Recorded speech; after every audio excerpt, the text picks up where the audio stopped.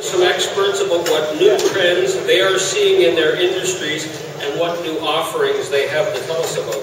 So first of all, to kick us off, we have Christian Clavel, and he's with Canadian First Aid. Christian? Christian and Company?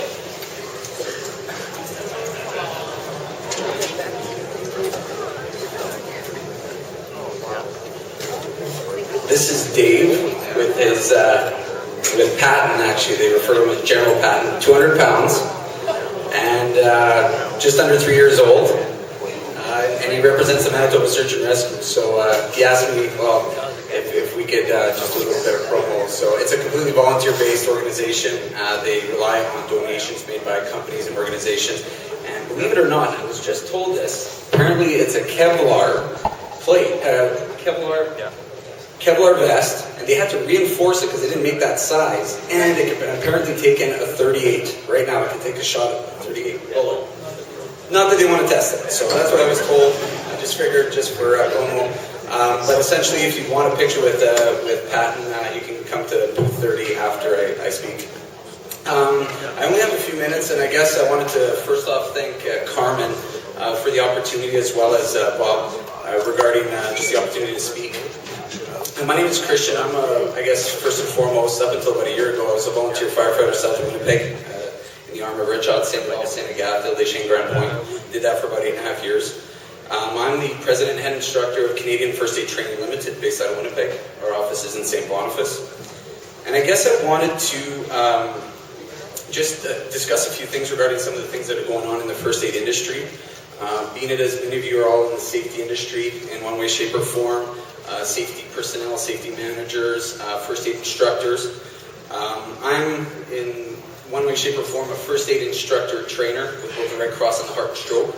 And actually yesterday, I was privy to some of the upcoming guideline changes that are going to be coming up at the end of March.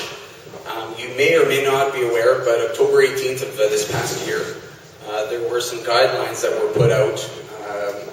I guess the rules came out at midnight, and the next morning it was in the news, apparently interpreted and all, the next morning in the newspapers, that the guidelines, the CPR, had drastically changed.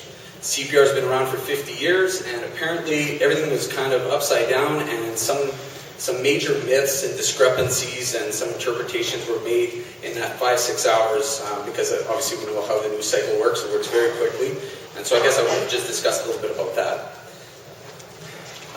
I guess the fact is that the whole conference is based on the drive to zero harm. Part of the first aid industry is that we don't discuss a lot of the preventative stuff. If we do a little bit of the heart lecture, we deal with some of the heart-related illnesses and stuff and things you can prevent. That's a good thing. But the thing that we really go into is all the post stuff, the reactionary thing. And if you've ever taken a first aid course before, which many of you have, or you've delivered courses for your respective companies, there's a lot of hands-on. Now, one of the major components and things that came up was there's no more breathing when you do CPR. Probably the number one myth that came out of that whole discussion, probably one thing that was talked about by every news training organization, oh my goodness, we don't have to breathe anymore, this is great, I don't have to put my mouth in that person's mouth. It's not quite like that. What happened is it had to be interpreted. If you are training, taking some training, you're going to still be taught, even when the new materials come out at the end of March, early April, you have to do 30 compressions, put a couple breaths of air in, and the way we kind of look at it as an instructor, CPR is better than no CPR. So we don't care if it's 34 compressions in one breath. We don't really, you're not going to fail if you do 28 compressions in 3 breaths. The idea is if the person isn't breathing, it's impossible to make it any worse. Start compressions, put your 2 breaths of air. That 30 to 2 stuff still is in place. But what it is that we're now emphasizing is a couple of different areas, which I'll just quickly and briefly go over. The first area is that if you start helping somebody and it looks like they're not breathing, start on the compressions. For 50 years worth of medical expertise and clinical trials to be switched around, because if you can remember now, if you've taken training, It's the ABCs, right? That was the acronym, and so A was airway, you tilted the person's head back, and then B was you check for breathing for 10 seconds, and if they weren't, we asked you to put 2 breaths of air, and then you started compressing, right? The C. And you did 30 to 2, and you didn't stop until when? The paramedic showed up, somebody else came over, some people were too tired, they didn't need your help anymore, right?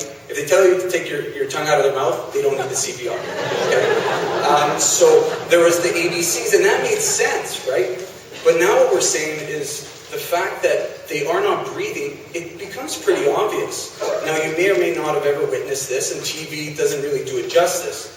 But if you're walking in your office and you turn around the corner and a fellow coworker is not, is collapsed on the ground, has passed out it seems, they're pale in the face, they're blue in the lips, it looks like they're not breathing, the first logical thing we still want you to do is to call 911, check scene safety, approach from the feet, you've probably gone through all of these things.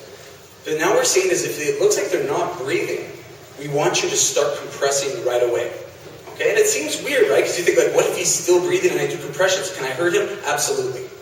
If the person's collapsed and, Bob's on the ground here and I say, okay, we're going to try out compressions, and I start compressing on him, he's going to start yelling. But at least he's alive, right? And it seems a little bit awkward, but if he isn't breathing, it looks like he's not breathing, he probably isn't. You start compressions, you do 30, and then you tilt the head back and put the 2 breaths of air in. So now it's not ABCs anymore, it's kind of awkward now, it's CAB. It's compressions, then tilt the head back, A, and then B, put the 2 breaths of air in. And that whole no putting breaths of air in really now falls into a little small category. If you've never taken a first aid CPR course ever, or you know someone or a family member has never taken CPR training before, all they have to do is start compressions. I don't know if you're aware of this, but everyone here sitting in our seats, we have 7 minutes of oxygenated blood in our bodies. You may not have known that.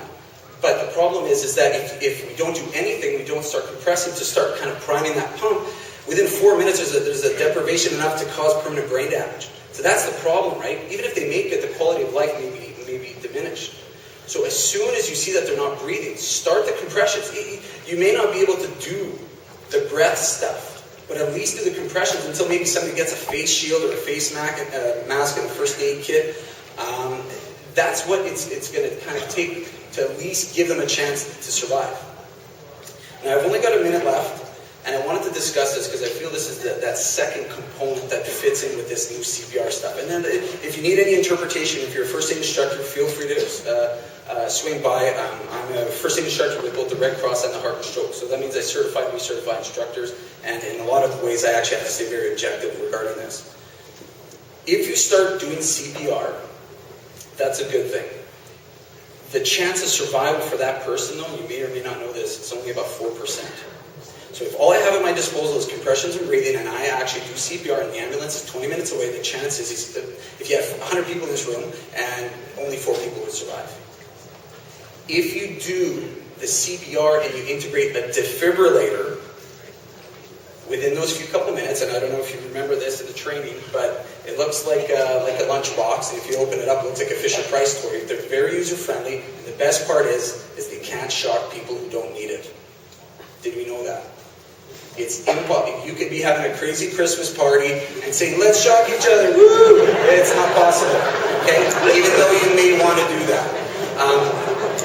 If you can actually get a defibrillator involved, and if you have any questions afterwards, you can come to the booth. If you put those defibrillator pads within a couple minutes, the chance of survival is anywhere from 37 to 74% survival. That means upwards of 3 out of 4 people will survive their cardiac arrest if you can put that thing on within a couple minutes. And the best part is it tells you to do CPR. And in most cases, for most of the manufacturers, and by the way, the best defibrillator is the closest one. Listen to what it tells you. It will tell you how to do the CPR. So again, if you have any questions with that, I know I kind of had a little bit more I wanted to talk about, but that's kind of the gist of it. And again, I wanted to thank you for the opportunity. And again, we're giving away keychain masks for anybody who wants to try a defibrillator demonstration. So if the one in your pocket or your keychain is kind of all rickety and old and falling apart, come, we'll give you a new one, but you have to try out our training unit. Thank you very much.